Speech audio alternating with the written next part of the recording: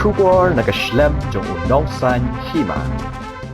Ban kan mau ya ke Jingdap nyop san Snem jong ke Jinglaitluid jong keri India ka Regional Outreach Bureau Shillong ka badai hapo ka Ministry of Information and Broadcasting jong ke Sarkar India kala penlong ya ke Jingpyni inam ka basan Sngi kenti halor kapang azadi ka amrut mahot safe ya kene ke Jingpyni inam la Plie pajba ada ulat ke jela usatiapal malik ha ke jingudon lang u director ka DDK Shillong uba ti nyauta kum usembut kongsan habakaran ha kene ke Sngi ulat ke jela usatiapal malik ulaong ba ka khanar terik kadai ka jingken mau kerpang ya ka dandi march bat ka jing pelaj pajba ya ka azadi ka amrut mahot safe ha kari baro ka wei dau menteri rangba kari Narendra Modi kum ka benta jong ka amrit mahot safe bun ki Jingpyni inam bat ki wei kenlong ha kini ki nyopusan Taïew ki ban lam sha ka Jingdap nyopusan Snem jong ka Jinglaitluid jong kari India ka ban Rakhe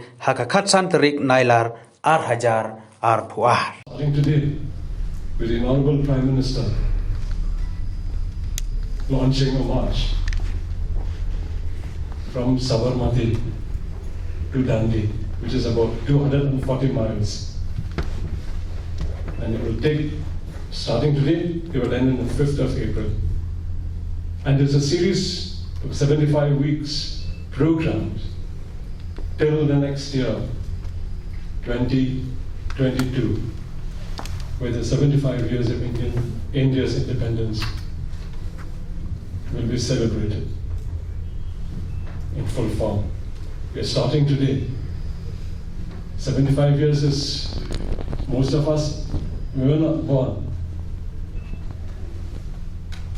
And I'm thankful to the ROB under the Ministry of INB for arranging the exhibition, photo exhibition, featuring three important personalities: Mahatma Gandhi, Sardar Vallabhbhai Patel, and Netaji Subhash Chandra Bose. You will find the photos when you will moving around them. Ask these three questions, 3 or 4 questions. Do comparative studies. I'm talking to our younger generations, the school students. I'm really happy to see you here. When you go through these photos, ask the question first, the problem that they face at that time, the responsibility that they play at that time, and the sacrifice they made at that time. And because of their hard work, their struggle, their vision, and their sacrifice, we are as we are today. If you compare their condition and our condition today, we are far, far better. And the onus is on us now to carry forward that independent India, responsible, great, vibrant nation, progressive nation. The onus lies on you, our young students. Play your role responsibly. Think about that. How am I responsible to this great nation? What sacrifice can I make? We lived in the world that we demand about our rights only. But what about my responsibility? Ask that. What is my responsibility to this great nation? Occasions like these give you that opportunity to go through, to do a comparative study, understand their problems, and the goodness that you enjoy now. May 75 years down the line, our children, our future generation, when we look back, they will know that we have done something for them too, like what these great leaders have done for us. May God bless all of you. May God bless our Honorable Governor. May God bless the organizers. Sacrifices of countless, many for about 2 centuries. Our nation will complete 75 years as a free nation on August 15, 2022, as a tribute to all those who made the supreme sacrifice. It is fitting to commence the celebration today. That is 75 weeks before we complete 75 years as a free nation. Today also marks the anniversary of Dandi March, which was an unifying force in the freedom struggle. This symbolic gesture caught the imagination of the people and sparked of similar protest, intensifying the freedom movement. After 91 years of the historic yatra today, our Honorable Prime Minister has flagged off a reenactment of the Dandi March. I appreciate the Bureau of Outreach and Communication to have planned nationwide exhibitions to remind the younger generation of the value of the freedom that we have and the contribution of the freedom fighters for this great nation. There are many names in every part of this country who did their bit, but I'm changing the track. When this was decided by Gandhiji that he'll make salt, and this news was given to the Viceroy. In Viceroy House, he was having tea with Commander-in-Chief and Home Secretary. All three laughed, and Viceroy said, "What can we do by doing this?" They did it so non-seriously that one should feel that they were really stupid. They could not make out what it is. But within a week, entire nation got up and caught the imagination, and Gandhi was successful and they looked foolish. So I was reading a book written by a Britisher.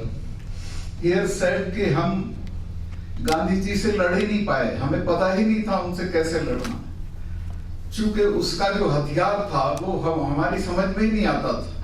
उसका हथियार ये था, वो जानता था कि हमसे हथियार के जरिए नहीं लड़ सकता है, तो उसने ये तय किया कि वो लड़े, सत्याग्रह से लड़े, पिटे, चोट खाए और हम बारबेरिक दिखाई दें दुनिया की निगाहों में। फिर वो हमारी आंख में उंगली डाल के कहे कि तुम तो सिविलाइज्ड नेशन हो, सिविलाइज्ड रेस हो, what you are doing in India.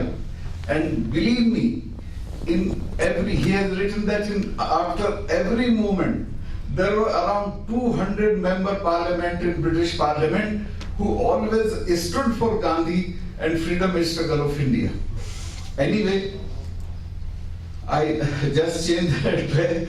Now I should come back. However, three names are of special significance which this exhibition is highlighting today. The turning point in India's path to freedom was the arrival of Mahatma Gandhi, who brought with him the biggest weapon to tackle an autocratic regime, that was Satyagraha and Ahimsa. Netaji Subhash Chandra Bose, you'll be surprised to know that he has visited Shillong many times.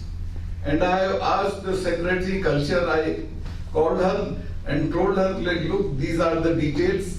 You find out the places where all he has gone, and if there is some government building where he stayed, there we'll erect his statue. So Shillong was very dear to him. Anyway, Netaji Subhash Chandra Bose strongly opposed the colonial rule and tried to overthrow the British from Indian territory by forming Azad Hind government in exile and reviving the Indian National Army. After consistent efforts and attempts, the British were forced to transfer the power to us. As the clock struck midnight on 15th of August 1947, when the world slept, India awoke to this new destiny as a sovereign democratic country. But a major challenge remained to unify 565 princely states and to convert these into a single nation. It was then that Sardar Patel successfully integrated the newly independent nation. Fittingly, the Statue of Unity, the tallest statue, was dedicated to him on 31st October 2018. It was dedicated to him on 31st October 2018, the significance of his constitution is why we are seeing India as an emerging global leader today. They enshrined the concepts of unity, satyagraha, patriotism, which was hallmark of India's past, present and future. I hope that the younger generation gets some inspiration from the lives of these three great leaders. Seeing their lives through photographs is an interesting way of learning how the freedom movement, which I think this exhibition has attempted to do. I thank to the officers who has devised it. Thank you very much. Jai Hind, Honglai.